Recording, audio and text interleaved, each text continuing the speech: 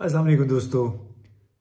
पाकिस्तान का सियासी मंजरनामा गंभीर से गंभीरतर होता जा रहा है। कौमी असम्बली के स्पीकर राजा परवेज़ अशरफ ने पीटीआई के मज़ीद 35 इस्तीफ़े भी मंजूर कर लिए हैं।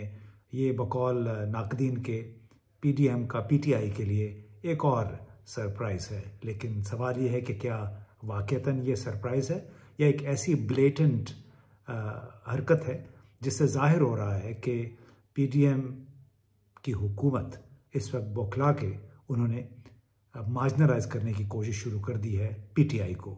अब मार्जिनलाइज कैसे, उनका ये ख्याल है कि इस तरह कौमी असम्बली में अगर ये वापस आ भी गए तो इनकी कुव्वत, सियासी कुव्वत कम रहेगी।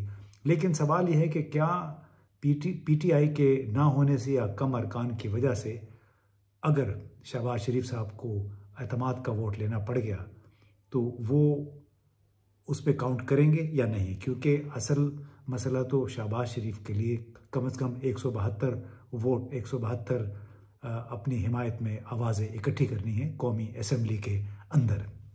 अब वो नौबत कब पहुंचती है ये अभी मालूम नहीं है। लेकिन एक बात बड़ी वाज़ेह है कि अगर मज़ीद 35 या 40 इस्तीफ़े भी कबूल कर लिए गए तो इसका मतलब है कि आपको 90 दिन के अंदर अंदर ज़िमनी इंतखाबात करवाने पड़ेंगे। इसके साथ साथ पहले ही कौमी 2 सूबाई असम्बलियों के इंतखाबात भी होने हैं। तो सवाल ये है कि क्या एक वक्त में या आगे पीछे इलेक्शन कमीशन तकरीबन 600 नशिस्तों पे बराह रास्त इंतखाबात सूबाई असम्बली के मामले में और ज़िमनी इंतखाबात कौमी असम्बली के हवाले से मुनक्किद कर पाएगा? क्या इतनी सख्त होगी माली तौर पे भी, क्योंकि सिर्फ इन इंतखाबात पे 26-27 अरब रुपए लग जाने हैं। लेकिन अगर तमाम मुल्क में इंतखाबात हों तो उसकी बताया जाता है 40 से 45 अरब रुपए उस पे सर्फ होंगे। अब दूसरी तरफ अगर देखें तो पीडीएम की लीडिंग जमात यानी पाकिस्तान मुस्लिम लीग कुछ इंतशार का, इख्तलाफात का शिकार नज़र आती है। और पाकिस्तान का एक अलमिया ये है कि एक सज़ा याफ्ता साबिक वज़ीर आज़म लंदन में बैठ के हुकूमत की डोरें खींचने की कोशिश कर रहे हैं। वहीं से हिदायत आती हैं। राना सनाउल्लाह वज़ीर दाखिला भी इस वक्त वहीं पे हैं। मज़ीद कुछ रहनुमा भी शायद वहाँ पे पहुँचने वाले हैं लंदन सलाह मशवरे के लिए। लेकिन इस सलाह मशवरे का मकसद क्या है? इसलिए कि यहाँ पे यानी पाकिस्तान में जमात के अंदर इख्तलाफात बज़ाहिर शिद्दत इख्तियार करते जा रहे हैं। मिफ्ताह इस्माइल और शायद खाकान अब्बासी यकजान दो कालिब की तरह इसहाक डार को मुसलसल निशाना बनाए हुए हैं। और वो बार बार ये सवाल कर रहे हैं कि मिफ्ताह इस्माइल साहब की कौन सी पॉलिसियाँ थीं जो इसहाक डार की पॉलिसी से मुख्तलिफ है, या फिर अगर इसहाक डार आए बड़े वादे बड़के मार के तो उन्होंने क्या हासिल कर लिया है। कैसी सूरत हाल में जबकि IMF ने वाज़े कर दिया है कि गालिबन नवा रिव्यू जो IMF के कर्ज़ों के हवाले से होता है वो शायद हो जाए जल्द ही। लेकिन क्या वो पैसे पाकिस्तान को मिल जाएंगे और उन पैसों की मदद से क्या पाकिस्तान की मईशत को संभाला मिल सकेगा? अल्लाह करे कि ऐसा ही हो। अल्लाह करे कि पाकिस्तान को IMF और दूसरे दोस्तों की तरफ से भी कुछ मदद मिल जाए, क्योंकि अब तो बड़ा वाज़े है कि IMF और दूसरे जो बड़े मुल्क हैं, चाहे वो सऊदी अरब है, चीन है, जर्मनी है, अमेरिका है, उन सब को ने इस अमर का तहैया किया कि जब तक पाकिस्तान की सियासी अशराफिया बुनियादी मुआशी इस्लाहात पे राज़ी नहीं होती, जब तक यहाँ पे अखराजात कम नहीं होते हैं, जब तक यहाँ पे ये 19वीं सदी का पुराना गवर्नेंस का निज़ाम और मालियाती निज़ाम इस्लाह नहीं होगा, उस वक्त तक पाकिस्तान को आसानी से मज़ीद पैसे नहीं दिए जाएंगे। और बिलाशुबा ये एक इतना बड़ा चैलेंज है जिससे ओहदा बरा होने के लिए यकसुई दरकार है, पार्टी के अंदर इत्तेफाक दरकार है। लेकिन इस वक्त ऐसे लगता है कि पार्टी शहबाज शरीफ और नवाज शरीफ 2 ग्रुपों में बट गई है।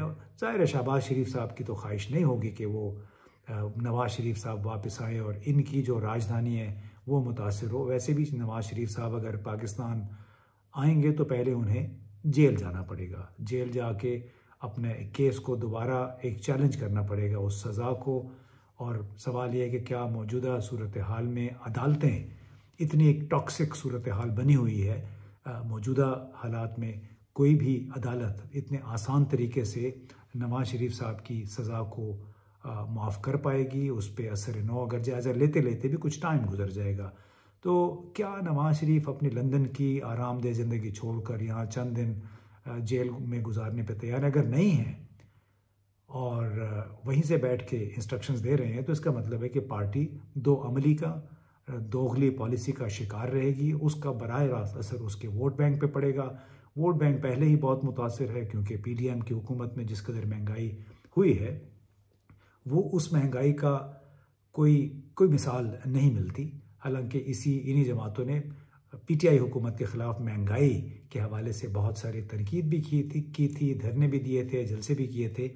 اور اب سوال یہ ہے کہ ایک طرف جبکہ صوبائی نگران حکومتوں کے وزرائے اعلیٰ پہ، یعنی نگران وزرائے اعلیٰ پہ بھی اتفاق نہیں ہو رہا ہے، دوسری طرف پی ٹی آئی پہ دباؤ بڑھایا جا رہا ہے مزید استعفے قبول کر کے، تو کیا یہ تماشا یوں ہی چلتا رہے گا، یا پھر پاکستان میں کس طریقے سے پس پردہ کوئی نگران حکومت کی، ایسی نگران حکومت کی تیاری ہو رہی ہے جو طویل عرصے تک حکمرانی کر سکے، کم از کم اتنے عرصے تک جب تک آئی ایم ایف کے ساتھ ہمارا قرضوں کا پروگرام چلتا رہے۔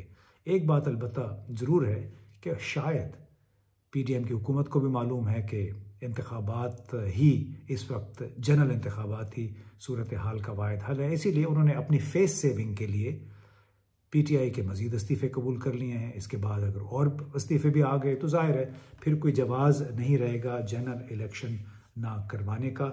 تو اب دیکھنا یہ ہے کہ ایسی صورتحال میں جبکہ سعودی عرب کے وزیر خزانہ کی طرف سے واضح پیغام بھی آ گیا ہے کہ ماضی میں ہم قرضے دیا کرتے تھے بلا مشروط، گرانٹس بھی دے دیتے تھے، مفت پیسے دے دیتے، گزشتہ پی ایم ایل این کی حکومت کے دوران کوئی $1.5 ارب کا ایک تحفہ بھی دیا تھا سعودی عرب نے، پاکستان کو معلوم نہیں وہ پیسے کہاں گئے۔ تو وہ جو مفت کی شراب تھی، مفت کے قرضے تھے، وہ سلسلہ اب لگتا ہے کہ بند ہو گیا ہے، اور اب بڑا کڑوا گھونٹ پینا پڑے گا پاکستان کی سیاسی اشرافیہ کو۔ اس میں میرا خیال ہے فوجی اشرافیہ بھی شامل ہے۔ اخراجات جس کو کہتے ہیں بیلٹ ٹائٹننگ کرنی پڑے گی، اس کے بغیر پاکستان کو کوئی ایک پیسہ بھی دینے پہ آمادہ نہیں ہوگا، کیونکہ بہت عرصے سے اگر آئی ایم ایف کے ساتھ ہمارے 23 پروگرام ہوئے ہیں تو اس کی بنیادی وجہ یہی تھی کہ ہم نے اپنے وعدے پورے نہیں کیے۔ اب موجودہ نظام کی ساکھ مکمل طور پہ برباد ہو چکی ہے، کریڈیبلٹی داؤ پہ لگی ہوئی ہے، کوئی پاکستان کے زبانی جمع خرچ پہ اب یقین کرنے کو تیار نہیں ہے۔ اللہ خیر کرے، اگر آئی ایم ایف کے ساتھ کوئی معاملات طے پا جائیں تو ہو سکتا ہے کہ یہاں کے جو 22 کروڑ عوام کی اکثریت ہے ان کو کچھ سکون کا سانس ملے۔